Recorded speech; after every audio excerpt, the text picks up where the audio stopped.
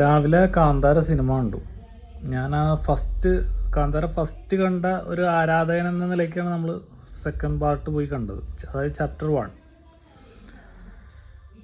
1 കണ്ട് കുറച്ച് തുടങ്ങിയപ്പോഴത്തേക്കും, ഞാൻ മലയാളം വെർഷനാണ് കണ്ടത്. പ്രത്യേകിച്ച് കുറച്ച് പോയപ്പോഴത്തേക്കും ഭയങ്കരമായിട്ട് എന്നെ ബോറടിപ്പിച്ചു സിനിമ ബോറടിപ്പിച്ചെന്ന് വെച്ചാൽ, നമുക്ക് എങ്ങും അങ്ങോട്ട് രസിക്കാത്ത കോമഡികളും. കാന്താര നമ്മുടെ ഏറ്റവും ഫസ്റ്റത്തെ ഭാഗത്തിൽ കോമഡിയൊക്കെ ഉണ്ടെങ്കിൽ നമുക്കത് രസിക്കണ കോമഡികളൊക്കെയായിരുന്നു. ഇതെന്തൊക്കെയോ കോമഡികൾ കുത്തിത്തിരിയുന്നുണ്ട്.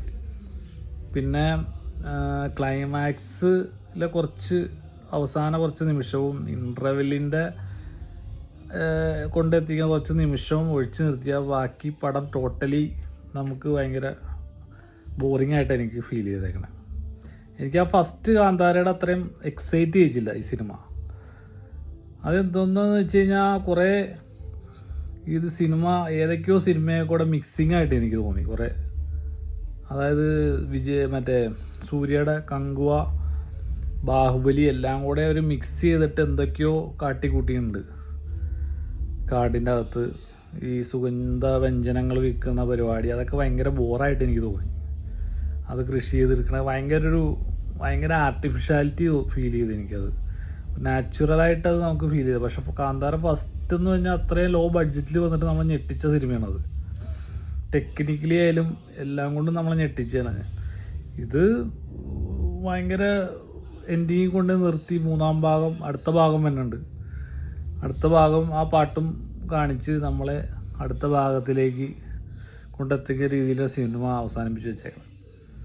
പക്ഷേ ഒന്നാം ഭാഗത്തിൽ ചെയ്തതിൻ്റെ 7 അയൽവക്കത്തിൽ സിനിമ വന്നിട്ടുള്ളതെന്നാണ് സത്യം.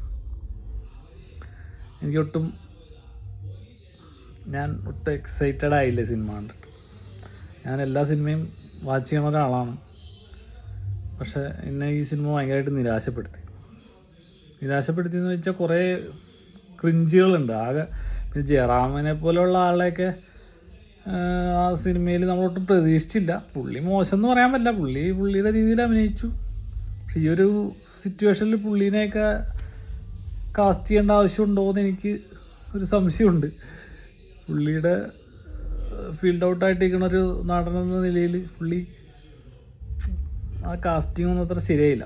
പിന്നെ ആ പെണ്ണ് നായികയായിട്ട് അഭിനയിച്ചേക്കണ കുട്ടി കൊള്ളാം. ജയറാം മോശമെന്നല്ല ഞാൻ പറയണേ, ജയറാമിൻ്റെ ആക്ടിങ് കൊള്ളാം. പക്ഷെ ഈ ഒരു സിറ്റുവേഷനിൽ വേറെ ആരെങ്കിലും അത് ചെയ്യായിരുന്നു ആ റോളൊക്കെ.